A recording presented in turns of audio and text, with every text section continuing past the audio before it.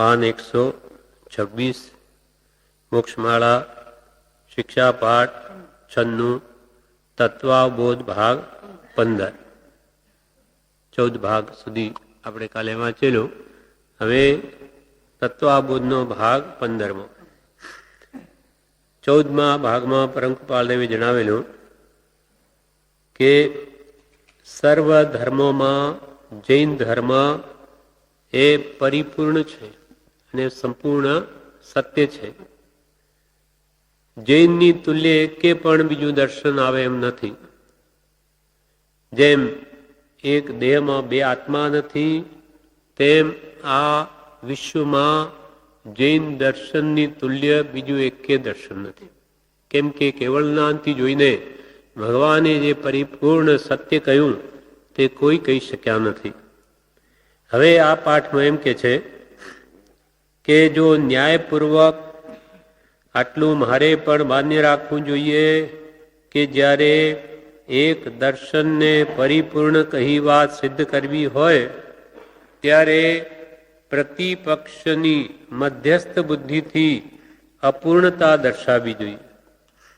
જો એક વાત જૈન દર્શનનું કહું છું પરિપૂર્ણ સત્ય છે તો કઈ રીતે, અને બીજા દર્શનો કેવી રીતે અપૂર્ણ છે એ પણ વાત મારે સમજાવવી જોઈએ. તમે કહો છો કે આ બરોબર નથી તો કેવી રીતે બરાબર નથી એ વાત સમજાવો.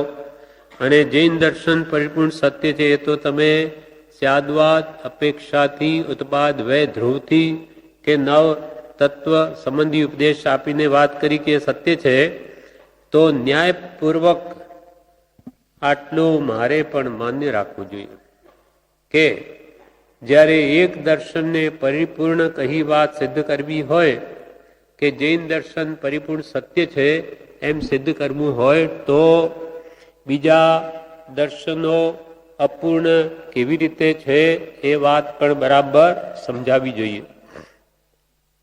ત્યારે પ્રતિપક્ષીની એટલે કે અન્ય ધર્મીઓની મધ્યસ્થ બુદ્ધિથી અપૂર્ણતા દર્શાવવી જોઈએ કે બધા દર્શનો કઈ અપેક્ષાએ મિથ્યા છે એ પણ વાત સમજાવવી જોઈએ. અને એ બે વાત પર વિવેચન કરવા જેટલી અહીં જગ્યો નથી. કૃપાલદેવ કે અહીંયા હું બધા ધર્મોમાં કઈ કઈ પ્રકારે ક્ષતિ છે એ બધું જો અહીંયા સમજાવવા બેસું તો આ મોક્ષમાળા અડધી એનાથી પૂરી થઈ. કેમ કે એ વિસ્તારથી બધા ધર્મોની વાત સમજાવવી પડે. એટલે કે એ વાત પર વિવેચન કરવા જેટલી અહીં જગ્યો નથી. તો પણ થોડું થોડું કહેતો આવ્યો છું. મોક્ષમાળામાં હમણાં સુધી મેં એ સંબંધી ઘણું કહ્યું છે. જેમ કે ધર્મના મતભેદ એ ભાગોમાં કૃપાલદેવે આ વાત કરી છે. એટલે એમાં હું જેટલું કહી શક્યો છું એટલું તો હું પહેલા કહેતો જ આવ્યો છું. ધર્મના મતભેદ ભાગ 60મો ભાગમાં મેં કહ્યું છે. અને વિશેષ તમારે કે એ સંબંધી જાણવું હોય તો અન્ય ધર્મોના ગ્રંથો તમે જાણો અને એની સાથે તુલનાત્મક અધ્યયન કરો તો તમને જ આ વાત સમજાઈ જશે. હવે ત્રીજા ભાગમાં કે મેં પહેલા કહ્યું છે, શું કહ્યું છે ફરીથી જરા જોઈ જઈએ. તો કે જૈન દર્શન પૂર્ણ ને સત્ય છે એ ધર્મ સર્વજ્ઞ ને સર્વદર્શીઓએ સ્થાપ્યો છે. વિતરાગ ધર્મ કોણે સ્થાપ્યો? સર્વજ્ઞ, જેણે આખા વિશ્વનું બધું સ્વરૂપ જાણ્યું કેવળ જ્ઞાન વડે, અને સર્વદર્શી કેવળ જ્ઞાન અને કેવળ દર્શનથી બેને બધું જોઈને પછી સ્થાપ્યો છે, પ્રણીત કર્યો છે. આ કાળમાં પણ એ સર્વજ્ઞની કહેલી વાત કદી ફરે નહીં તેવી સિદ્ધાંતિક જણાય છે. અનુભવથી સિદ્ધ થયેલી કે કેવળ જ્ઞાનથી જોઈને જે ભગવાને તત્વનું નિરૂપણ કર્યું એ ત્રણેય કાળમાં નહીં પડે. સિદ્ધાંત સિદ્ધ થયેલી વાત તો કદી મિથ્યા ન થાય. જૈનમાં પૂર્ણપણે દયા, બ્રહ્મચર્ય, શીલ, વિવેક, વૈરાગ્ય, જ્ઞાન, ક્રિયા વગેરે કહ્યા છે. બીજા ધર્મમાં ઉપલક સામાન્ય સ્થૂળ વાત કરી છે કે ભાઈ મોટા જીવોને બચાવવા. સૂક્ષ્મ તત્વ અન્ય ધર્મીઓએ જાણ્યું જ નહીં તો ક્યાંથી ઉપદેશ? કે ક્યાં ક્યાં જીવો રહેલા છે. એટલે ઉપરથી બધી ઉપલક સામાન્ય જીવોને બચાવવાની વાત કરી. બાકી તો સૂક્ષ્મ જેમ કે કંદમૂળ વગેરેમાં કે વનસ્પતિમાં ક્યાં ક્યાં જીવો રહ્યા એ એને ખબર જ નથી. તો ક્યાંથી ઉપદેશ છે? અને તે વિરોધવાળી પણ હોય છે. કોઈ કોઈ વાતો તો અંદર જ વિરોધ આવે. એક વસ્તુને પ્રમાણપૂર્વક સંપૂર્ણ કહેવા માટે સ્યાદવાદ જોઈએ, એ બીજા ધર્મમાં નથી. સ્યાદ કોઈ અપેક્ષા છે, કોઈ અપેક્ષા નથી, એવો સ્યાદવાદ તો બીજા કોઈ ધર્મમાં છે જ નહીં. તો એ વસ્તુનું પરિપૂર્ણ સ્વરૂપ કેવી રીતે કહી શકે? તે બીજા ધર્મમાં નથી. આત્મજ્ઞાન તેની કોટીઓ એટલે ગુણસ્થાન, જીવની એક દેહ છોડી બીજા દેહમાં જવું, વિગ્રહ ગતિ, ઉત્પત્તિ સ્થાન, 84 લાખ જીવાવનીના પ્રદેશ એટલે અરૂપી વસ્તુનો અભાગી અંશ, અવિભાગી અંશ, કાળ, પર્યાપ્તિ, આહાર, શરીર, ઇન્દ્રિય, ભાષા, શ્વાસોશ્વાસ અને મન, કર્મબંધ, મોક્ષ વગેરે વિશ્વના દરેક તત્વ વિશે સૂક્ષ્મ બોધ જીર્ણ પ્રણિત શાસ્ત્રોમાં છે, જે બીજામાં નથી. તત્વાર્થ સુધાદિ ગ્રંથોમાં જે સિદ્ધાંતો છે તે ફરે નહીં એવા છે. તેમાંના એક સૂત્રનો વિચાર કરતા પણ પાર ન આવે એવું છે. આગળ તત્વાબોધના પાઠમાં એ સંબંધી કેટલું કહેવાશે. એમ અન્ય ધર્મ સંબંધીઓની કે ત્યાં કેવલ જ્ઞાન નથી, સ્યાદવાદ નથી. ઋગ્વેદ, સામવેદ, અથર્વવેદ અને યજુર્વેદમાં એમણે કહ્યું છે, પણ જેની સાથે સરખાવીએ તે તો અપૂર્ણ લાગે છે અને સદોષ જણાય છે. કૃપાલદેવ એને વેદ સિવાય બીજા ધર્મો તો સહેજે અપૂર્ણ છે. વેદમાં ઘણો વિસ્તાર કર્યો, પણ ભગવાનની જે સર્વ તત્વ જાણીને જે સ્વરૂપ જણાવ્યું છે એ તો વિશ્વમાં ક્યાંય નથી. એટલે અહીંયા કે છે, અહીંયા વિશેષ તો અન્ય ધર્મ સંબંધી વિવરણ કરીને સમજાવી નથી શકતો, કેમ કે અહીંયા ઘણી જગ્યા જોઈએ. અને મધ્યસ્થ બુદ્ધિથી બીજાની અપૂર્ણતા દર્શાવી જોઈએ, પણ એ વાત પર વિવેચન કરવા જેટલી અહીં જગ્યા નથી. તો પણ થોડું થોડું કહેતો આવ્યો છું. પહેલા ઘણું કહ્યું, ધર્મના મતભેદ કયા એમાં જેવા કહેવાય એટલું કહી દીધું છે. મુખ્યત્વે જે વાત છે તે આ છે કે મારી વાત જેને રુચિકર થતી ન હોય કે અસંભવિત લાગતી હોય, તેણે જૈન તત્વ વિજ્ઞાની શાસ્ત્રો અને અન્ય તત્વ વિજ્ઞાની શાસ્ત્રો મધ્યસ્થ બુદ્ધિથી મનન કરી ન્યાયને કાંટે તોલન કરવું. એ ઉપરથી અવશ્ય એટલું મહાવાક્ય નીકળશે કે જે આગળ નગારા પર દાંડી ઠોકીને કહેવાયું હતું તે ખરું હતું, સત્ય હતું. કૃપાલ કે તમને મારી વાત પર જો વિશ્વાસ ના આવતો હોય, એટલે કે રુચિકર ના થતી હોય આ વાત, કે આમ કેમ હોઈ શકે? સત્ય ધર્મ કહો તો જઈને છે, બીજા બધા અસત્ય છે, એમ કેમ કહેવાય? કોઈને આમ લાગતું હોય, જો કોઈને પણ મારી વાત રુચિકર નહીં થતી હોય, એટલે કે મારી વાત ઉપર વિશ્વાસ ના આવતો હોય, અસંભવિત લાગતી હોય, એમ હોઈ શકે નહીં એમ લાગતું હોય, તેણે જૈન તત્વ વિજ્ઞાની શાસ્ત્રો, જૈનના આગમો અને અન્ય તત્વ વિજ્ઞાની શાસ્ત્રો, વેદાંતાદિ અન્ય ધર્મોના શાસ્ત્રો મધ્યસ્થ બુદ્ધિથી, આગ્રહ નહીં કે ભાઈ વેદાંતી હું છું તો વેદાંત જ સાચો, અથવા આપણે જૈન છે તો જૈન કે એ સાચું, એમ ન રાખતા મધ્યસ્થતા રાખી સાચું તે મારું, મારું તે સાચું નહીં, એમ વિચારીને તમે એમ મનમાં રાખીને બધા શાસ્ત્રો વાંચી જુઓ. એમ મધ્યસ્થ બુદ્ધિથી અન્ય ધર્મોના તેમજ જૈન ધર્મના શાસ્ત્રો મનન કરી ન્યાયને કાંટે તોલન કરવું. ન્યાયથી તમે પોતે તુલનાત્મક અધ્યયન કરી જુઓ. એ ઉપરથી અવશ્ય એટલું તમને પણ સમજાશે કે જે અમે પહેલા ઠોકીને કહ્યું છે, નગારા પર દાંડી ઠોકીને એટલે નિશ્ચિત, એટલે અમે અનુભવથી એમ જ છે, જેમ આપણે કે આ વાત એમ જ છે એમ અમે જે કહ્યું કે જૈન દર્શન સત્ય છે, એ તમે પણ એ પ્રમાણે જો બીજા ધર્મો સાથે જૈન ધર્મના સિદ્ધાંતને સરખાવશો તો તમને પણ આ વાત સમજાશે કે શ્રીમદે કહ્યું એ જ સત્ય છે, એમ જ છે એ વાત તમને પણ લાગશે, એમ કૃપાલદેવ કહે. એ ઉપરથી અવશ્ય એટલું મહાવાક્ય નીકળશે કે જે આગળ નગારા પર દાંડી ઠોકીને કહેવાયું હતું તે ખરું હતું. વિવેચનમાં બ્રહ્મચારી કહે, અહીં કૃપાળુદેવને કોઈ કહે કે તમે જૈનને સત્ય કહો છો અને બીજા ધર્મોને અપૂર્ણ અને ઉત્તરતા કહો છો, તે સાથી?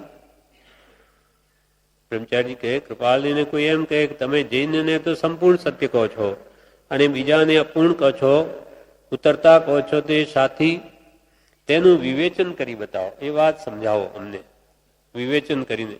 ત્યારે કૃપાલજી કહે છે, એ વિશે વિવેચન કરવા જેટલી આ પાઠમાં જગ્યા નથી. બાકી વચનામૃતમાં ઠેકાણે ઠેકાણે એમને કહી શકાય એટલી વાત કરી જ છે. તો પણ થોડું થોડું આ વિશે હું કહેતો આવ્યો છું. છતાં જેમને એ વિશે શંકા હોય તેમણે જૈનના શાસ્ત્રો સાથે અન્ય ધર્મના શાસ્ત્રો મધ્યસ્થ બુદ્ધિથી સરખાવી મનન કરવા, તો આગળ ધર્મના મતભેદ ભાગ 3માં આપણે જે વાંચ્યું તે જાહેર કર્યા મુજબ જૈન ધર્મ અવશ્ય સર્વોત્કૃષ્ટ અને સર્વજ્ઞ પ્રણીત જણાશે. જૈન તત્વ વિજ્ઞાની શાસ્ત્રોના 4 ભેદ છે. ભગવાનનું જે કંઈ તત્વ છે તે 4 વિભાગમાં વહેંચાયેલું છે.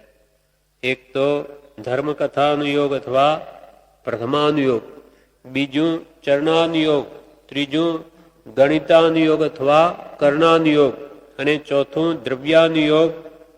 4 પ્રકારે. એક તો ધર્મકથા એટલે જે દ્રષ્ટાંત કથાઓ બધી વાતો આવે એ ધર્મકથાનુયોગમાં આવે અથવા પ્રથમાનુયોગ, જે પ્રાથમિક જીવોને માટે ઉપયોગી છે. કષાય વાળું ચિત્ત થઈ ગયું હોય તો ધર્મકથાનુયોગ વિચારવો યોગ્ય છે. બીજું ચરણાનુયોગ, તેમાં ચારિત્ર સંબંધી વાત આવે, મૂળાચાર, આચારાંગ સૂત્ર વગેરે. જો ચિત્ત પ્રમાદી થઈ ગયું હોય તો ચરણાનુયોગ વિચારવો યોગ્ય છે. પછી ત્રીજું ગણિતાનુયોગ અથવા કર્ણાનુયોગ, એમાં કર્મ સંબંધી કર્મ ગ્રંથ આવે. એને જીવ આપણો આત્મા જો જડ જેવો થઈ ગયો, કઈ વિચાર ના આવે તો આ ગણિત વિચારવું, એની પ્રકૃતિઓ એટલી છે અને આમ છે, કર્મ સંબંધી વિચારે તો પણ એ યોગ્ય છે તે વખતે. અને ચોથું દ્રવ્યાનુયોગ, જ્યારે વૈરાગ ઉપશમ વાળું ચિત્ત હોય ત્યારે જીવ દ્રવ્ય, ઉદ્ગલ દ્રવ્ય, એ મૂળ જે દ્રવ્યાનુયોગના ગ્રંથો છે એ વિચારવા. આત્મસિદ્ધિ પણ દ્રવ્યાનુયોગ ગ્રંથ છે. દ્રવ્ય સંગ્રહ, એ બધા તત્વાર સૂત્ર વગેરે એ મૂળ દ્રવ્યની વાતો સમજાવે. તો કે મન શાંત હોય, વૈરાગ ઉપશમ વાળું હોય ત્યારે આ દ્રવ્યાનુયોગ વિચારવો યોગ્ય છે. હવે આગળ કૃપાલદેવ કહે, જગત ગાડડીયો પ્રવાહ છે. જગત ગાડડીયો પ્રવાહ છે. ધર્મના મતભેદ સંબંધીના શિક્ષા પાઠમાં દર્શિત કર્યા પ્રમાણે અનેક ધર્મ મતની જાળ લાગી પડી છે. વિશુદ્ધાત્મા કોઈક જ થાય છે, વિવેકથી તત્વને કોઈક જ શોધે છે. એટલે મને કંઈ વિશેષ ખેદ નથી કે જૈન તત્વને અન્ય દર્શનીઓ શા માટે જાણતા નથી, એ આશંકા કરવારૂપ નથી. કૃપાલદેવ શું કહે, આ જગત તો ગાડડીયો પ્રવાહ છે. ઘેટા નું ટોળું હોય એની જેમ છે. એમને જેમ તમે દોરો તેમ દોરવાય. ઘેટાઓ બધા નીચું મોઢું ઘાલીને ચાલ્યા કરે, આગળના ઘેટા ખાડો આવે પડે તો પાછળના બી પડે. એમ વિચાર વગરના મોટા ભાગે જીવો હોય, એટલે ગુરુઓ જેમ દોરે તેમ દોરવાય. એટલે જગત ગાડડીયો પ્રવાહ છે. કૃપાલ કે આ ઘેટાના ટોળા જેવા છે મોટે ભાગે. વિચાર કરનાર તો બહુ જ ઓછા. ધર્મના મતભેદ સંબંધીના શિક્ષા પાઠમાં દર્શિત કર્યા પ્રમાણે અનેક ધર્મ મતની જાળ લાગી પડી છે. ધર્મના મતભેદ 3 ભાગ કૃપાલદેવે લખ્યા. પહેલા એમાં કે કયા પ્રમાણે આ જગતમાં અનેક ધર્મ મતની જાળ કહ્યું. જાળ શું કરે? ફસાવે, પકડે. જેમ કે પક્ષીઓને પકડવા માટે જાળ મૂકવામાં આવે તેમ કૃપાલ કે આ મત જાળ, જે મતમાં ફસાઈ ગયો તે બહાર નીકળવો બહુ જ મુશ્કેલ છે. મતના આગ્રહો એટલા ગાઢ હોય, દરેક જીવોને પોતપોતાના મતનો ખૂબ આગ્રહ હોય. એને જે પકડાઈ ગયું પછી એ છોડીને સત મળે તો પણ ન ગ્રહણ કરે. પ્રત્યક્ષ સદગુરુ યોગમાં વર્તે, દ્રષ્ટિ વિમુખ અસદગુરુને દ્રઢ કરે, નિજ માનાર્થે મુખ. લાગે કે ભાઈ ત્યાં સત્ય છે તો પણ ના, આપણું જ સાચું. અને વિશેષમાં તો એના ગુરુઓ તે તરફ આવા જ ન દે. લાગે કે ત્યાં ગયો તેવું એમાં એને ભરવી દે કે બીજી વાર પાછો ત્યાં જાય જ નહીં. એટલી બધી વિશાળ વિચારધારા તો એની હોય નહીં કે તત્વ સમજી શકે. એટલે ગુરુઓ જ મોટા ભાગે તો એને આવા જ ન દે. ધર્મના મતભેદ સંબંધીના શિક્ષા પાઠમાં દર્શિત કર્યા પ્રમાણે અનેક ધર્મ મતની જાળ લાગી પડી છે. કૃપાલને એનું મોટું દુઃખ હતું. ગાંધીજી સાથે જે વાર્તાલાપ થયો એમાં કૃપાલદેવ શું કહે કે અમને ચારે બાજુથી કોઈ બરછીઓ ભોંકે, છરાવો તો સહન થાય, પણ આ જગતમાં ધર્મના નામે જે પાખંડ ચાલી રહ્યું છે એ બિચારા અજ્ઞાની જીવોને આ કુગરો લૂંટી રહ્યા છે. એ બરછી અમારથી સહન થતી નથી. માંડ તો તત્વ પામવાની જિજ્ઞાસા ઊભી થાય અને તેમાં આ બગલાઓ જેવા આ કુગરો માછલાની જેમ જીવોને પકડીને મારી નાખે છે, લૂંટી લે છે એનું જીવન. એક તો માનવ દેહ મળવો દુર્લભ, એમાં સદધર્મ પ્રાપ્ત થતો હોય ને એમાં આ વિશે વધારે આવા કુગરો એને એવો મિથ્યા માર્ગ બતાવી અને આ ભાવની ભવો લૂંટી લે છે. એ કૃપાલદેવ સમજે છે કે એમાં કેટલું મોટું નુકસાન છે. પોતાનું તો છે જ કુગરુનું, અને બીજા શિષ્યો પણ એની સાથે ડૂબે, એટલે એમનાથી આ સહન નથી થતું. પણ શું કરે? એની પાસે થઈ શકે એટલો તો એમને સદધર્મ બતાવવા પોતે પ્રયત્ન કર્યો છે. પણ એ જાળમાં એકવાર ફસાઈ ગયો કોઈ તો એ નીકળવું બહુ દુર્લભ છે. આગ્રહ ગ્રાહકને જતા મુશ્કેલ તેથી છૂટવું. આગ્રહ ગ્રાહકને જતા મુશ્કેલ તેથી છૂટવું. જે નીકળે તે બળવાન કળીમાં તે કહું. જે એમાંથી બહાર નીકળી ગયો, મિથ્યા માન્યતાઓ ને મૂકી દઈ સતને પામી ગયો તો તે બળવાન કહું કળીકાળમાં. બાકી તો એ મગરમચ્છ છે, એને કહ્યું મચ્છ. આ બધા મગરમચ્છની જેમ એને એવો પકડી લે છોડે જ નહીં. એટલે કૃપાલદેવને અત્યંત દુઃખ છે. બીજા સંતોની એનું દુઃખ જણાય. એટલે કબીરદાસજીએ શું લખ્યું કે जिनका गुरु है लालची दया नहीं सिख माही. सिख એટલે શિષ્ય માહી. उन दोनों को भेजिए उजड़ कुआ माही. આવા શબ્દ કેમ ઉચ્ચારે કે આ ગુરુઓ અને એના ચેલાઓ એ તો ડૂબે પણ બીજા બિચારા નિર્દોષ જીવોને શું કામ ડૂબાડો છો? એટલે આવું કરુણા હૃદયથી કબીરદાસજી કે ઉન દોનો કો ભેજીએ ઉજડ કુવામાં. ઉજડ કુવામાં નાખી દો કુગુરુ અને એના શિષ્યોને, કે બે જ મરે. એ તો એમ ડૂબાના છે પણ બીજા તો બિચારા બચે. એમ કોઈ કરે નહીં. કહેવાનો મતલબ કેટલું દુઃખ છે કે આ કુકુરો પોતાનો સંસાર વધારે પણ બીજાને શું કામ ડૂબાડો છો? जिनका गुरु है लालची પૈસા લઈ બીજા શિષ્યોના અને પોતે આનંદ કરે, મોજ મજા કરે અને ઉપરથી ધર્મ બતાવે. जिनका गुरु है लालची दया नहीं सिख माई. શિષ્યોમાં દયા નથી. ઉન દોનો કો ભેજીએ ઉજડ કુવામાં. એટલે આ મણિભાઈ સોનાવાળા જયારે પહેલા અહીંયા આવ્યા બ્રહ્મચારીના વખતમાં, ત્યારે વૈષ્ણવ મત પ્રમાણે જે ગુરુ પાસે જતા ત્યાં ગુરુ પાસે આવે એટલે કંઈક દક્ષિણા લઈને આવે, કંઈક મૂકે, ફ્રૂટ મૂકે, પૈસા મૂકે, એ બધા ગુરુઓ બધું લઈ લે. જ્યારે બ્રહ્મચારીજી આગળ એમને 100 રૂપિયાની નોટ મૂકી એના હિસાબે તે જમાનામાં, તો બ્રહ્મચારીજીએ શું કહ્યું કે પહેલા આ પૈસા ગજવામાં નાખી દો.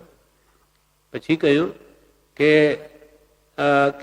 ત્યાં તમે કે કમાવો, આ તમારે 100 રૂપિયા કમાવતા કેટલો સમય જાય? તો કે 10 દિવસ જાય. રોજના 10 રૂપિયા કમાવું છું. તો કે એમ કરો, તમારી દુકાન ચાલુ જ છે એટલે કે રોજના 10ની કમાણી ચાલુ છે એમ માની અને તમે 10 દિવસ અહીંયા રહો. ને તમારી દુકાન પણ બંધ નથી, તો અહીંયા આવ્યા, 2-5 હજાર ખર્ચી ગયા અને પછી પાછો ધંધો અહીંયા 2 ખર્ચા તો 5 કેમ આવે? ગમે તે ક્રિયાઓ કરીને 18 પાપસ તેવીને પણ તો એ ધર્મ નથી. એટલે એમને તો એમ જ કહ્યું કે તમે 10 દિવસ સત્સંગ કરો અને તમારી દુકાન જાણે ચાલુ જ છે એમ માનજો. તો 100 રૂપિયા આવે 10 દિવસે, આ 100 રૂપિયા પાછા લઈ લો તમારા. એ કે છે એ ઉપરથી મને એટલી છાપ પડી કે આ સાચા મને ગુરુ મળ્યા. આ દિવસ સુધી તો મને બધા લૂંટારા જ મળ્યા, બધું જે મૂક્યું એ બધું હૈયો ખાઈ જાય બધું. આ સાચા પુરુષ મળી આવ્યા, નિષ્પ્રહ પુરુષ. આ પુરુષ કઈ કલ્યાણ કરી શકે. પછી મેં એમનો સમાગમ કે જેમ જેમ મને થયો તેમ સમજાયું કે આવા પુરુષોને કાંઈ નથી જોઈતું.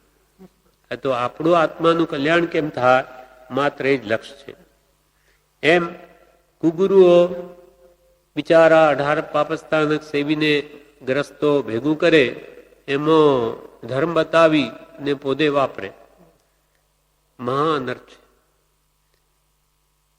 એટલે કૃપાલદેવ આત્મસિદ્ધિમાં કહ્યું કે અસદગુરુએ વિનયનો લાભ લહેજો કાંઈ, મહામોહનીય કર્મથી બુડે ભવજળમાં.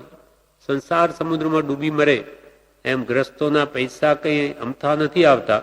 એમના છોકરાઓને માંડ દૂધ પાવતા હોય અને ધર્મના નામે ખર્ચી નાખે અને એને કુગરો લઈને પોતાની મોજ મજા કરે. દરેકનું ફળ છે, એનું ફળ પણ એને ભોગવવાનું જ છે જો આવી રીતે એનો દુરુપયોગ કરે તો. પણ અજ્ઞાનવશ જીવ કેવા કેવા પાપ કરે તો 70 કોડાકોડીનો બંધ કરી દે. ઉત્કૃષ્ટ અનંત કાળ સુધી ઊંચો ના આવે. એટલે કૃપાલ કે જગત તો ગાડીઓ પ્રવાહ છે, એમને જો દુનિયા તો ઝુકતી હે, ઝુકાને વાલા ચાહીએ. આમ થોડુંક બોલતા આવડી ગયું કે એના પાછળ ટોળું પડી જાય, પણ એને વિચારવું જોઈએ કે મારી શું સ્થિતિ છે, હું ખરેખર બીજાને દોરવા લાયક છું. એટલે જગત તો ગાડીઓ પ્રવાહ છે. ધર્મના મતભેદ સંબંધીના શિક્ષાપાઠમાં દર્શિત કર્યા પ્રમાણે અનેક ધર્મ મતની જાળ આ સંસારમાં લાગી પડી છે. વિશુદ્ધ આત્મા કોઈક જ થાય છે. વિશુદ્ધ આત્મા એટલે શુદ્ધ માર્ગે ચાલનાર તો કોઈક જ હોય. વિવેકથી તત્વને કોઈક જ શોધે છે. કોઈક જ એવો જીવ હોય જે હિત અહિત બુદ્ધિથી એ તત્વને સમજી અને પોતાના આત્માની વિશેષ શુદ્ધિ કરે. બાકી સત હંમેશા થોડુંક જ હોય. સત પુરુષો ઘણા ન હોય અને ખરેખર સાચા માર્ગના આરાધકો પણ ઘણા ન હોય. એ તો બહુ ઓછા જ હોય. કઈ ઘણું જે ધર્મને માને, જેના હજારો અન્યાયી હોય તે સત્ય એવું નથી. એ તો હમણાં સ્વામિનારાયણના લાખો અન્યાયી છે, તેથી શું એ સત્ય થઈ ગયું? અથવા મુસલમાન ને ક્રિશ્ચિયનનો ધર્મ સૌથી વધારે છે વિશ્વમાં, તો શું એ સત્ય થઈ ગયું? સત્ય હંમેશા થોડુંક જ હોય. જેમ હીરા માણેક મોતી બહુ ન હોય. એટલે એક નીતિમાં કહ્યું છે, નીતિના સૂત્રોમાં, શૈલે શૈલેન માણિક્યમ મોક્તિકમ ન ગજે ગજે સાધવો નહીં સર્વત્ર ચંદનમ ન વને વને. શૈલે શૈલ એટલે પર્વત. શૈલે શૈલેન માણિક્યમ, દરેક પર્વત ઉપર કઈ માણેક હોતા નથી. એ હીરાની ખાણ તો માણિક કોઈક જ હોય. શૈલે શૈલે ને માણિક્યમ મોક્તિ કમ ન ગજે ગજે. સાચા મોતી, જે ગજ મોતી જેને કહેવાય હાથી ઉપર હોય, એ તો કોઈક હાથી પર હોય, કે બધા ઉપર ગજ મોતી હોય. મુક્તિકમ ન ગજે ગજે સાધવો નહીં સર્વત્ર. સાધુ પુરુષોના ટોળા ના હોય, એ તો સાચા આત્મજ્ઞાની પુરુષો તો કોઈક જ હોય. સાધવો નહીં સર્વત્ર ચંદનમ ન વને વને. દરેક વનમાં કઈ ચંદન હોય નહીં, એ તો કોઈક વનમાં ચંદનનું વૃક્ષ હોય, કઈ બધા વનમાં હોય. એમ મહાપુરુષો સાચા. આ કાળમાં તો કૃપાલદેવે શું કહ્યું કે અમે અમારી હાજરીમાં તમે પ્રમાદ કરો છો, પછી 500 ગાઉ સત્પુરુષને શોધવા જશો, જ્ઞાનીને નહીં મળે. આ કૃપાલદેવ પોતે કહ્યું. તો આજે ક્યાં છે? આમ તો ઘણા સાધુઓ દેખાય, અને આપણા કૃપાલના માર્ગમાં ઘણા જ્ઞાનીઓ થયેલા છે. હા, પણ તેથી શું? એને છાપ કોણ આપે કે ભાઈ તમે જ્ઞાની? કોણે આપી? પ્રભુશ્રીને તો કૃપાલદેવ આપી છે, કે બ્રહ્મચારીજીને પ્રભુશ્રી આપી છે. ત્યાં સુધી આપણી બુદ્ધિ એમને નથી ઓળખ્યા, પણ હવે બીજા છે કે અમે જ્ઞાની, એને છાપ કોણે આપી? મનથી જ માની લીધું કે મને પ્રાપ્તિ થઈ ગઈ. કૃપાલદેવ સૌભાગભાઈ પોતાને ધન 8 થયા, દેહ અને આત્મા 2 ફટ જુદા દેખાય છે, પણ આપ કહો તો માનું. મારી એમાં ભૂલ હોય તો કોણ જાણે, એનાથી આજી ભૂલો પડ્યો છે. એમ સત્પુરુષ આપની વાત સ્વીકારે કે બરોબર છે તો માનવું. અને જ્ઞાન થઈ ગયું, તેથી કઈ સાધના પૂરી થઈ ગઈ? હજુ તો શરૂઆત થાય છે આત્મજ્ઞાનથી. અને તેમાં જો ભૂલ હોય તો એ પછી આગળ એને કેવળ જ્ઞાન થવાનું નથી.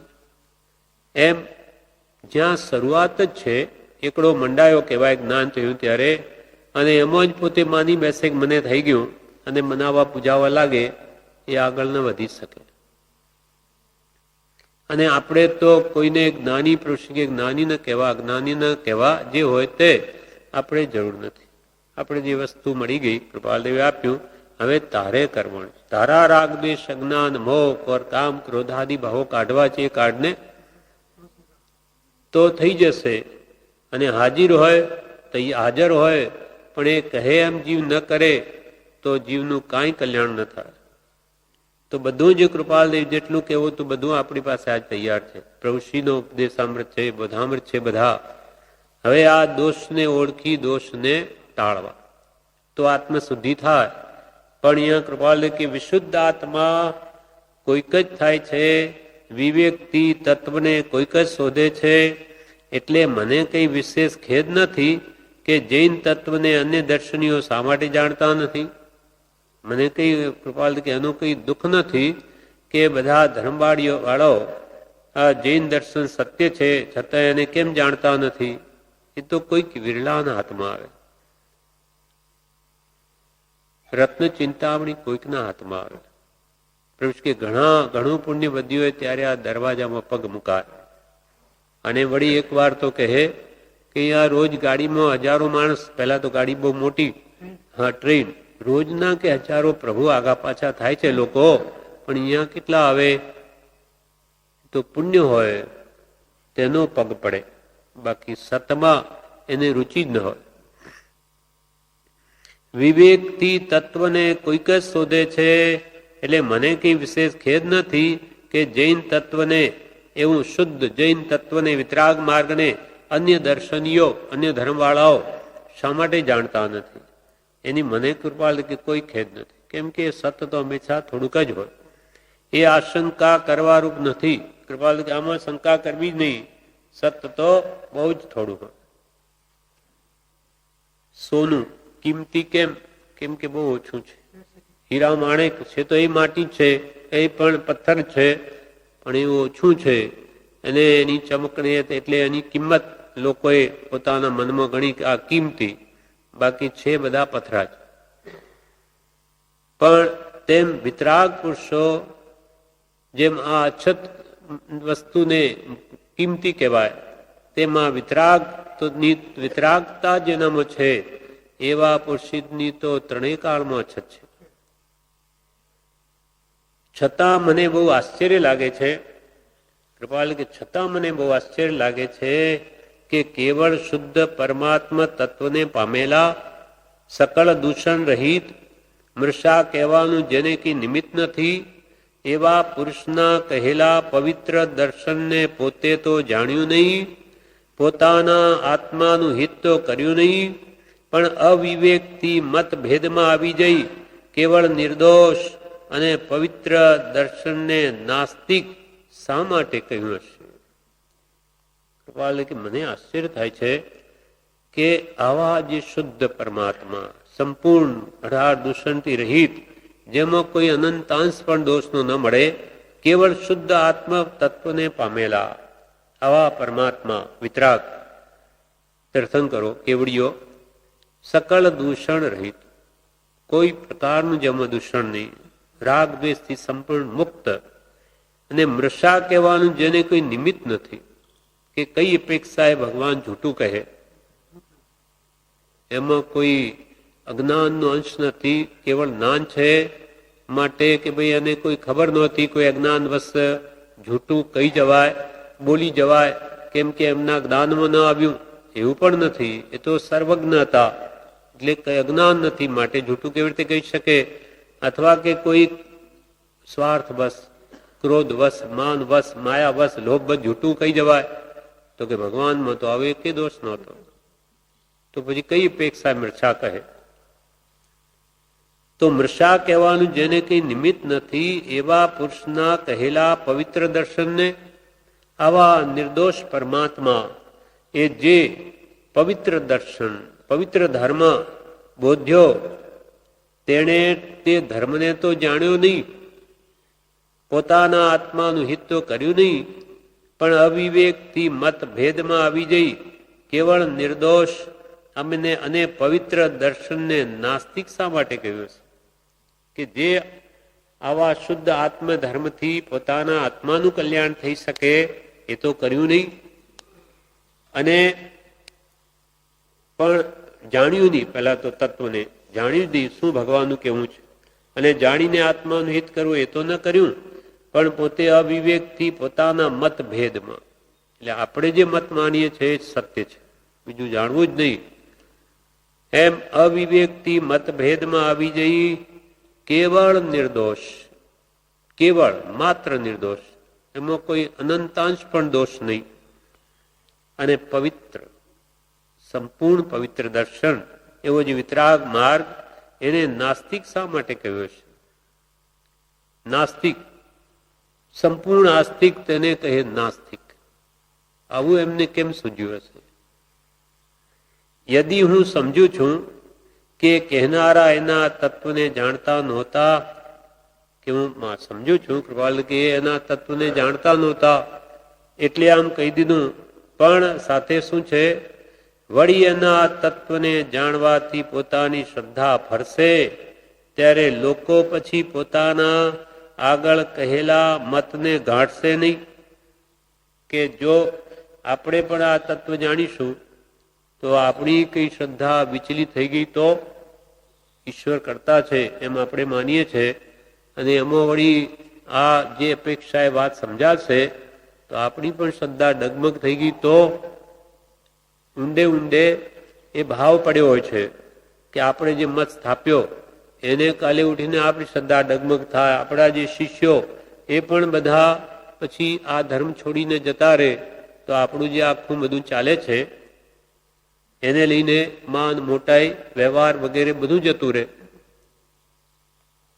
યદિ હું સમજુ છું કે કહેનારા તત્વને જાણતા નહોતા, વળી એના તત્વને જાણવાથી પોતાની શ્રદ્ધા ફરશે, એવી એમને ઊંડે ઊંડે એ છે ભાવ કે ભાઈ એ બી કોઈ કઈ ને કઈ તો એના પાછળ બી તર્ક હશે, વિચાર હશે કે જગત અનાદિ અનંત કહેવામાં.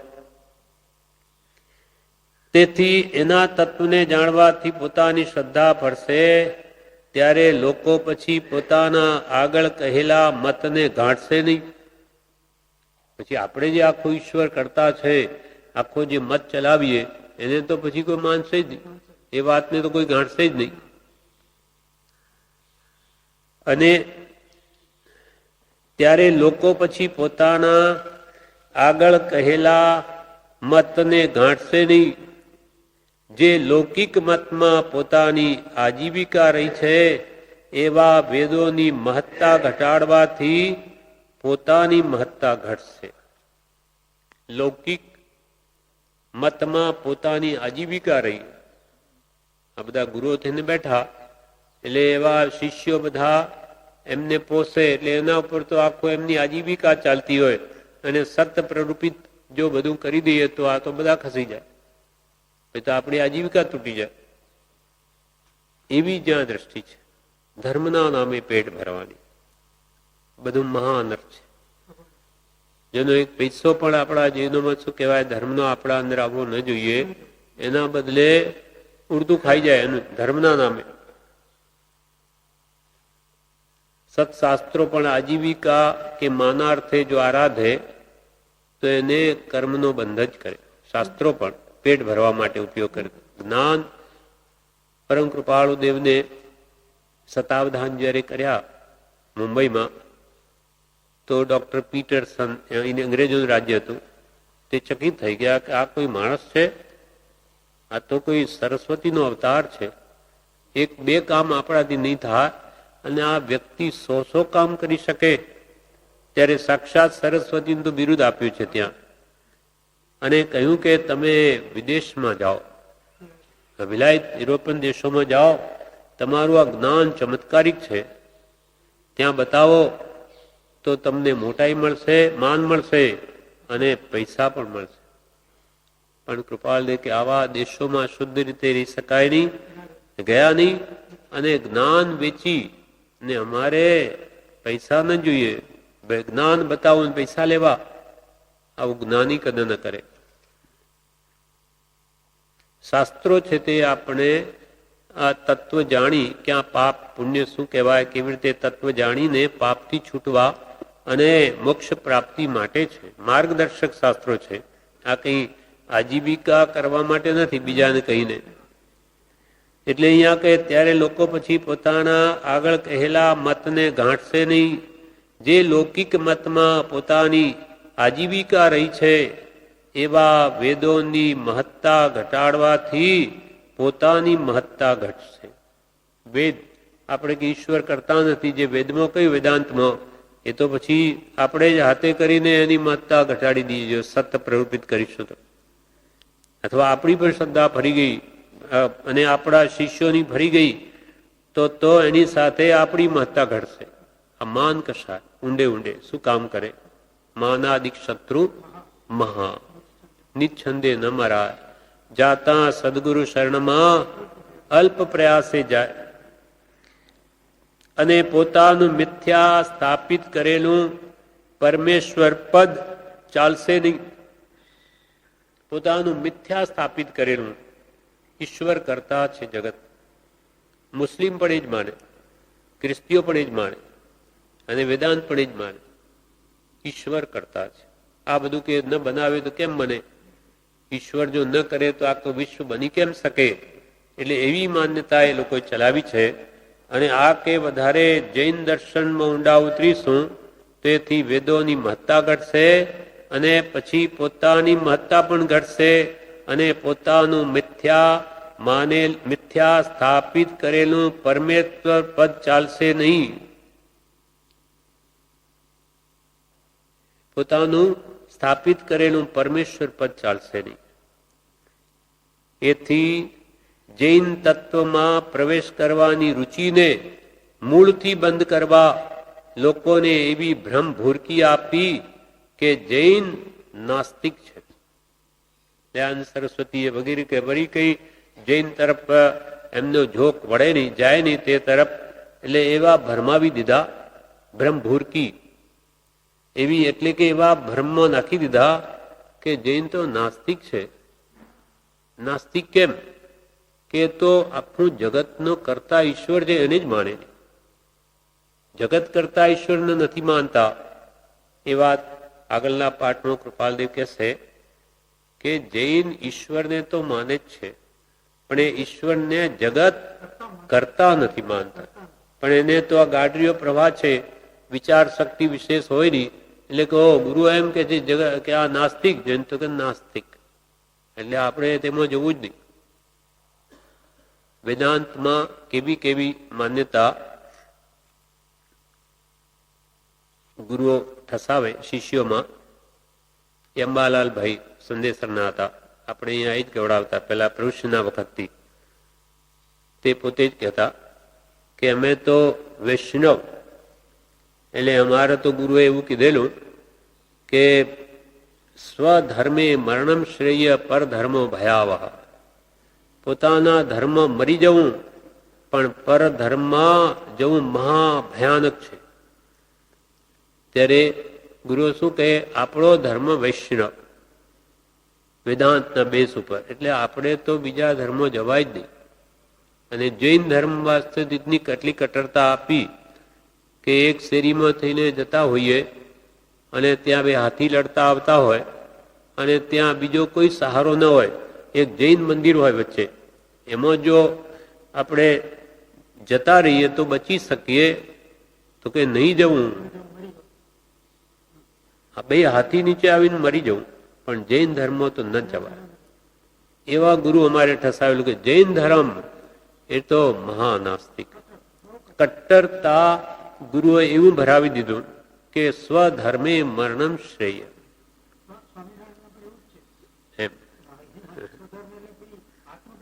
હા, એ મોટી ભૂલ કેટલી છે. જે જ્ઞાની પુરુષોએ આ ગાથા લખી, સ્વધર્મે મરણમ શ્રેય. સ્વધર્મ એટલે આત્માનો ધર્મ, જ્ઞાન દર્શન ચારિત્ર, એ સ્વભાવમાં લાવવા માટેના પ્રયત્ન પુરુષાર્થ કરતા મરી જવું, આત્માના સ્વભાવમાં આવવા માટે પુરુષાર્થ કરતા. પણ પરધર્મ એટલે વિભાવમાં ન જવું, રાગદ્વેષના ભાવમાં ન જવું, ખરોળતા છે. એના બદલે બાહ્ય ધર્મ, આત્મધર્મની વાત છોડી દીધી, પોતાનો મત પક્ષનો આગ્રહ કરાવી દીધો. પછી સોમાભાઈ શું કહે કે આ એમણે જ વાત કરેલી કે પછી પ્રભુશ્રીએ કે અમને બહુ ભક્તિ કરાવીને એમને બધા ભેગા તો કરી દીધા, અને પછી તો અંદરથી જૈનની મૂર્તિઓ નીકળી. ત્યારે કે અરે સોમાભાઈ, અંબાલાલભાઈ સોમાભાઈને કહે, કાવીઠાના સોમાભાઈ, એને કે અરે સોમાભાઈ, આ તો હવે જૈન ધર્મ નીકળ્યો. ત્યારે સોમભાઈ કે ભાઈ હવે તો બાપા જે કહે, હવે તો એ નહીં છોડાય બાપાને, હવે બાપાને છોડાય. પહેલાની વાત જુદી, પણ હવે તો એ કે ક્યાં ભૂસકો માર તો મારી દઈશું, હવે ન છોડાય. જયારે આવી સત્ય શ્રદ્ધા દ્રઢ થઈ ત્યારે જ પ્રભુશ્રીએ આ બધું કર્યું છે. પેલા બધું થવા દીધું. આખા હજારો વૈષ્ણવોને જૈન બનાવવા સહેલી વાત નથી. એકને પણ સતમાર્ગે વાળવો દુર્લભ છે. એટલે પ્રભુશ્રી આગળ પૈસા મૂકે, નાળિયેર મૂકે, ફૂલ મૂકે, ફૂલના તો હાર પહેરાવે, બધું જેમ કરે તેમ કરવા દીધું. જ્યારે બરોબર અવસર આવ્યો ત્યારે પ્રભુશ્રી કે પ્રભુ આ અમને ફૂલના હાર ગમતા હશે? આ ઝેરના ઘૂંટડા ઉતારી ગયા, ઝેરના ઘૂંટડા અમે પી ગયા. પ્રભુ પૈસા ભંડારમાં નાખ, નાળિયેર મંદિરમાં મુકાય, ઊંધિયું ના ખવાય, રાત્રિ ભોજન ના કરાય. આમ કરીને જયારે બરોબર લાગ આવ્યો ત્યારે બધાને આવી રીતે સતમાં વાળી દીધા. અને આ મૂર્તિઓ નીકળી એટલે પેલું થયું કે હવે તો આ શું થાય? તો કે હવે તો કઈ નહીં, બસ હવે તો બાપા બાપા કહેતા પુરુષને કે અમે હવે તો બાપા કહેતે. આવી રીતે સતમાર્ગમાં આજે મોટો ભાગ, અડધો ભાગ તેથી ઉપર પણ પટેલોનો કેમ છે કે એવી રીતે પ્રભુશ્રીની અનંત કૃપાથી એ સતમાર્ગમાં વળેલા છે. પણ એમના ગુરુઓ તો એવી જ ભ્રમ ભૂરકી આપે કે આ કરાય જ નહીં.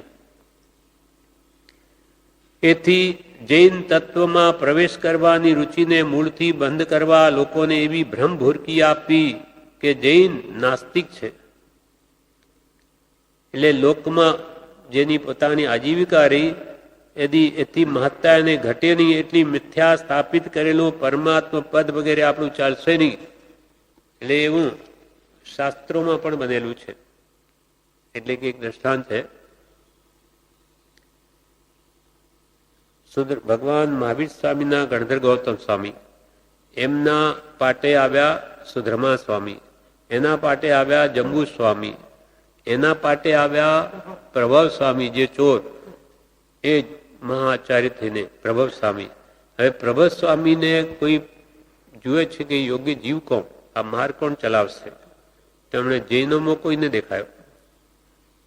જેમ ઇન્દ્રને ભગવાન મહાવીર સ્વામી વખતે ગણધર કોણ બને, જૈનમાં કોઈને દેખાયું, ત્યારે ઇન્દ્રભૂતિ ગૌતમ વેદાંતિ એને લઈ આવ્યા. તેવી રીતે અહીંયા શું બનેલું છે? સ્વયં ભાવ જે વેદાંતિ છે ને યજ્ઞ કરાવે છે, ત્યાંના મોટા ગુરુ તરીકે મનાય. એટલે શિષ્યને, 2 શિષ્યોને ત્યાં મોકલ્યા પ્રભવ સ્વામીએ. અને ત્યાં જઈને 2 શિષ્યો એમ કહ્યું, એ યજ્ઞ કરતા હતા તે વખતે, કે ઓહો, કષ્ટ કષ્ટ મહાકષ્ટ તત્વમ ન જાણાતી. ઓહો, કેટલો બધો કષ્ટ કરે છે આ લોકો. કષ્ટ મહાકષ્ટ તત્વમ ન જાણાતી, છતાં તત્વની ખબર નથી. આ સ્વયંભવાચાર્યને સંભળાવવું હતું. સ્વયંભવ ત્યાંના ઉપરી યજ્ઞો કરાવે. એટલે વિચારમાં પડી ગયા કે આ શું કે છે, આ શું અમારું કષ્ટ ને છતો તત્વ નથી જાણતા? એટલે તરત જ બુદ્ધિશાળી છે, તરત વાત પકડાઈ ગઈ અને એમની પાછળ પાછળ ગયા કે શું તમે આ શું વાત કરી? કષ્ટ કષ્ટ મહાકષ્ટ તત્વમ ન જાણતી, શું મેં તત્વ નથી જાણતા? તો કે નથી જાણતા. તમને આ કોણે વાત કરી? અમારા ગુરુએ. તો ચાલો, તમારા ગુરુ કોણ છે? એમ કરી ત્યાં લઈ આવ્યા. પછી પ્રભુ સ્વામી પાસે પછી ચર્ચા થઈ. હવે મિથ્યા તે મિથ્યા છે, સત સમજાઈ ગયું, યોગ્યતા હતી. અને તે જ વખતે પછી એ બધું મૂકી દઈ અને એ શિષ્ય થઈ જાય છે. ના પછી શું થયું? ના પૂછ્યું કે તત્વ શું? તો કે એનું તત્વ તમારા ગુરુને જ પૂછજો, અને એ ન બતાવે તો ભય બતાવજો, તો તત્વ બતાવશે. એટલે તમારા ગુરુ જાણે છે, પણ જ્યાં સુધી તમે ભય નહીં બતાવો ત્યાં સુધી નહીં બોલે. એટલે ગઈને પૂછ્યું એના ગુરુને જ, આ સ્વયંભવે, કે તત્વ બતાવો. તો કે તત્વ તો આ જ યજ્ઞ. પછી કાઢી, પહેલા તલવાર લઈ ગયા સાથે. તત્વ બતાવો, નહીં તો માથું કાપી નાખીશ, કીધેલું એમણે પ્રભુ સ્વામીએ. હવે ડર લાગ્યો. તો કે તત્વ હવે જાણે બીજો ઉપાય નથી. એટલે કે આ યજ્ઞ કરીએ છે એના નીચે જ ભગવાન પાર્શ્વનાથની મૂર્તિ છે, જૈનની મૂર્તિ છે ભગવાન પાર્શ્વનાથ. એટલે ખોડીને બહાર કાઢ્યું. એટલે એને થયું કે હો, આના પ્રભાવે આ બધું હતું. એટલે પછી જઈને આ બધું એનું પૂછે છે, વિસ્તારથી વાત સમજાવીને પછી એ પોતે જૈન સાધુ બને છે, પછી મહાન આચાર્ય બને છે, 10 વૈકાલિક સૂત્રના કરતા. પછી મણક માટે જેણે શાસ્ત્ર રચ્યું એ જ આ સ્વયં ભાવાચાર્ય થાય છે એના પાટે. પણ મિથ્યા સ્થાપિત કરેલું પોતાનું દર્શન એ જ ચલાવી જ રાખે છે. કેમ કે એમાં માન, મોટાઈ, ખાન પાન બધું મળે. એટલે એનો બીજો ભય નથી કે એની કેવી દુર્દશા થશે. પણ માનાદિ શત્રુમાં, જેમ કુગુરો 5-15 વર્ષના માન મોટાઈ માટે અંદર જાણે છે, એનો આત્મા સાક્ષી પૂરે કે આ બધું ધતિંગ છે, આપણું છોડે નહીં. એમ અહીંયા પણ કે છે કે એમને એ લોકોની એવી ભ્રમભૂરકી આપી કે જૈન નાસ્તિક છે, લોકો તો બીજા બિચારા ગભરું ગાડર છે. લોકો તો બિચારા ગભરું ગાડર છે, એટલે પછી વિચાર પણ ક્યાંથી કરે? કૃપાલ કે લોકો કેવા? ગાડર એટલે તો ઘેટાઓ, ગભરું ગાડર, ગાડરનું બચ્ચું. એ તો બિચારું શું જાણે? આવો મોટો ભાગ લોકોનો હોય છે. તત્વમાં જે ઊંડા ન ઉતરે તેને તો જે આવે એને નમે. આપણે અહીંયાથી કૃપાલદેવ કોઈ મંદિરોમાં કોઈ એકાંત માટે બેઠા હોય તો અહીંયાના મુક્ષો આપણે સાથે લઈ જઈએ તો ત્યાં મહાદેવને નમવા માંડે. અરે અહીંયા શા માટે આવ્યા? પણ વિચાર નથી એના પાછળ. અહીંયા કોઈ સાધુ આવે તો એના પાછળ દિગંબર છતાંય પાછળ પડી જાય. એમ સત શું અસત શું જે વસ્તુ સ્વરૂપને સમજ્યા જ નથી. એટલે બહુ જ જૂજ જ ભાગ એવો હોય કે તત્વ વિચારણા કરીને વસ્તુ સ્વરૂપને સમજે, બાકી તો બધો ગાડરીઓ પ્રવાહ જ હોય. એમાંય કૃપાલ કે લોકો તો બિચારા ગભરું ગાડર, એટલે પછી વિચાર પણ ક્યાંથી કરે? એ કહેવું કેટલું અનર્થકારક અને મૃષા છે તે જેણે વિતરાગ પ્રણીત સિદ્ધાંતો વિવેકથી જાણ્યા છે તે જાણે. આવી રીતે મિથ્યા દર્શનને સત્ય રીતે જગતમાં મનાવવું એ કેટલું અનર્થકારક, ભયંકર, એને અનંત સંસાર વૃદ્ધિનું કારણ છે. એ કહેવું કેટલું અનર્થકારક અને મૃષા એટલે અસત્ય છે તે જેણે વિતરાગ પ્રણીત સિદ્ધાંતો વિવેકથી જાણ્યા છે તે જાણે. વિતરાગ ભગવંતોએ જે ઉત્તમ શ્રેષ્ઠ નય નિક્ષેપ પ્રમાણથી જે વાતને સિદ્ધ કરી બતાવી, એ સિદ્ધાંતો જેણે જાણ્યા તે જ ખરું શું છે જાણે. જોકે જ્ઞાનીઓ ગમે એટલી વિતરાગ ધર્મ પ્રત્યે ધૂળ ઉડાડે, એટલે કે એના વિપરીત કહે, પણ સૂર્યને કોઈ ન ઢાંકી શકે. ગમે એટલે સૂર્ય સામે આપણે ધૂળ ફેંકીએ તેથી શું સૂર્ય ઢંકાઈ જાય? પણ એ પોતે ધૂળવાળો થઈ જાય ઉડીને, પણ એને કંઈ ન કરી શકે. એ વિતરાગ દર્શન તો વિતરાગ જ છે, પણ એ મહાપાપથી બંધાઈ જાય, મહાઆશાતનાથ લાગે, અસત ઉત્સુત્ર પ્રરૂપણા થઈ જાય. જે વચનોથી જન્મ મરણ નાશ થાય, સકલ દુઃખ નાશક એવો વિતરાગ માર્ગ, એને આવી રીતે એ માર્ગની મિથ્યા કહી દેવો એ કેટલું ભયંકર અનર્થકારક છે. એ પોતે જાણતો નથી અને બીજાને વળી દૂષણમાં વાળે, દોષિત કરે, ખોટા માર્ગે વાળે. એક વ્યક્તિને સતમાર્ગે વાળવાથી એમ કહ્યું કે તીર્થંકર ગોત્ર બાંધે, ઉત્કૃષ્ટ કદાચ. અને એવી રીતે એક જીવને પણ અસત માર્ગે વાળે તો એટલું જ મોટું પાપ થાય. પાપ નહીં કોઈ ઉત્સુત્ર ભાષણ જીસ્યો, ધર્મ નહીં કોઈ જગસૂત્ર સરકો. ભગવાને જે કહ્યું તે ધર્મ છે, અને એને વિપરીત રીતે કહેવું એ મહા અનર્થ છે. ન સમજાય તો મારાથી સમજાતું નથી, પણ વિતરાગનો કહેલો પરમ શાંત રસમય ધર્મ પૂર્ણ સત્ય છે એવો નિશ્ચય રાખવો. જીવના અનધિકારીપણા લીધે મારી યોગ્યતા નથી કે હું તત્વને સમજી શકું, અથવા સત્પુરુષનો યોગ નથી, હાજરી નથી કે જે મને બધા શંકાઓનું સમાધાન કરી શકે. પણ ભગવાને જે કહ્યું તે તો સત્ય જ છે. એ કહેવું કેટલું અનર્થકારક અને મૃષા છે તે જેણે વિતરાગ પ્રણીત સિદ્ધાંતો વિવેકથી જાણ્યા છે તે જાણે. મારું કહેવું મંદમતીઓ વખતે પક્ષપાતમાં લઈ જાય. જેની બુદ્ધિ અલ્પ છે, મતાગ્રીઓ છે, એ મારું કહેવું વખતે પક્ષપાતમાં પોતે લઈ જાય. જેમ કે આપણે એક મતને માનતા હોઈએ, આપણે બીજા મતનો જવા દો, દિગંબર આપણા શ્વેતાંબરમય, અરે જૈનમય, કોઈ શ્વેતાંબર પક્ષના હોય, દિગંબર પક્ષના હોય, સ્થાનકવાસીના હોય, એનો જો મતાગ્રહ થઈ જાય તો એ શું કહેશે કે આ શ્રીમદ રાજચંદ્ર બી પોતે પોતાના મતની વાતો કરે છે, અમે કહીએ સાચું. એમ કે મતાવલંબીઓ, મંદ બુદ્ધિઓ, જેને વિશાળતા નથી, વિશાળ બુદ્ધિ, મધ્યસ્થતા, સરળતા, જીતેન્દ્રિયપણું, આટલા ગુણો જે આત્મામાં હોય તે તત્વ પામવાનું ઉત્તમ પાત્ર, પણ વિશાળતા નથી અને સરળતા નથી, મધ્યસ્થતા નથી, મતનો આગ્રહ છે. એવા આગ્રહો કૃપાલ કે અમારું કહેલું મંદ બુદ્ધિઓ, એટલે કે વિશાળ બુદ્ધિ જેને નથી એવા મંદ બુદ્ધિઓ અથવા મધ્યસ્થતા નથી, તે વખતે પક્ષપાતમાં લઈ જાય કે જાણે એ તો પોતાના મતની બધી વાતો કરી રહ્યા છે, અમે કહે સાચું, બીજું બધું ખોટું. પણ કૃપાલ કે એમાં અમારો આશય નથી, જે સત્ય છે તે જ કહીએ છીએ. અને તમને અમારા પર વિશ્વાસ ના આવે તો તમે જૈન દર્શન તેમજ બીજા ધર્મોના ગ્રંથો વાંચો, વિચારો, તો તમને અમે કે ઠોકીને કહીએ છીએ કે તમને પોતાને જ લાગશે કે ભગવાન વિતરાગે કહેલો એ જ ધર્મ સાચો છે. સાચા દેવ અરિહંત, સાચા ગુરુ નિર્ગ્રંથ અને સાચો ધર્મ કેવળી પ્રરૂપિત, એ જ અહિંસા પરમો ધર્મ.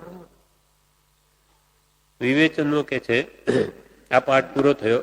વિવેચનનો કે છે, કોઈ પ્રશ્ન કરે કે જો જૈન ધર્મ સત્ય છે તો એ વિશે જગતના લોકો કેમ જાણતા રહે છે, કેમ અજાણ રહે છે? કે જૈન ધર્મ એટલો સત્ય છે તો બધા કેમ નથી જાણતા? તેના ઉત્તરમાં કહે છે કે અનેક ધર્મ મતોની જાળ ફેલાયેલી છે, એટલે કુગુરો અનેક છે એવી જાળો, એટલે એમાં ફસાવી જ દે, સત્ય તરફ આવવા જ ન દે. તેના ઉત્તરમાં કહે છે કે અનેક ધર્મ મતોની જાળ ફેલાયેલી છે, તેમાંથી સત્ય તત્વને વિવેકથી શોધનારા તો કોઈક જ છે. વળી જૈન ધર્મને લોકો જાણશે તો ઈશ્વરને જગત કરતા માનવાની પોતાની શ્રદ્ધા ફરી જશે. તેથી એ ધર્મો પરથી પણ લોકોની શ્રદ્ધા ઉઠી જશે. તેથી દયાનંદ સરસ્વતી વગેરે લોકોને પહેલેથી જ એવી ભ્રમ ભૂરકી આપી, એટલે કે ભરમાવી દીધા કે જૈન તો નાસ્તિક હૈ. લોકો તો બિચારા ગભરું ગાડરમાં વિચાર ન હોય, તેમાં પણ ગાડરનું બચ્ચું, તેના જેવા વિચાર કરવાને અશક્ત લોકો જે કહ્યું તે માની લઈ જૈન ધર્મથી ભડકીને દૂર રહેવા લાગ્યા. પરંતુ જેઓએ જૈન તત્વ વિશે થોડું ઘણું જ્ઞાન મેળવ્યું છે તેઓ તો સમજી શકે છે કે જૈનમાં જ બધા સત્ય તત્વના સિદ્ધાંતો રહેલા છે. તેથી જૈન નાસ્તિક છે એમ કહેવું એ કેટલું અસત્ય અને પાપયુક્ત વચન છે તે સમજી શકાય છે. એટલે જ્યાં પાણી છે ત્યાં તો જમીન બતાવે, અને જ્યાં જમીન છે ત્યાં પાણી બતાવે. સાવ વિપરીત. જે મોક્ષનો માર્ગ છે એને તો કે આ સાવ મિથ્યા માર્ગ છે એમ કહે, અને પોતે સાવ મિથ્યા રાગ માર્ગમાં પ્રવર્તે, શૃંગાર માર્ગમાં, અને ત્યાં ધર્મ બતાવે. આ પ્રમાણે આ પાઠનું વિવેચન પણ પૂરું થયું. હવે એના 2 પાઠ રહ્યા છે, 97-98, એટલે 17 પાઠ તત્વબોધના પૂરા થશે, જે આપણે આવતીકાલ કરીશું.